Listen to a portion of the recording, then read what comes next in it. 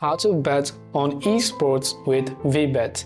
If you want to bet on esports with VBet, it's fairly simple for us to do so.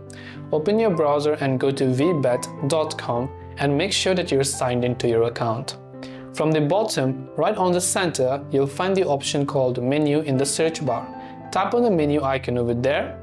Here you'll find different type of sports, but we are looking for esports specifically, so simply look for esports and tap on it. Here you can simply go ahead and then see all the esports that are currently happening.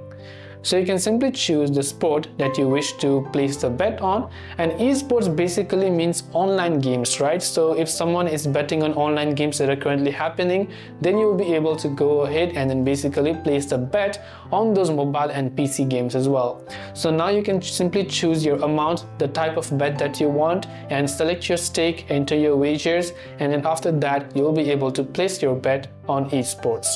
I hope that this video has helped you. If you have got any further questions, feel free to also leave them down. As always, thank you for watching till the very end of this tutorial, and see you soon in our next video.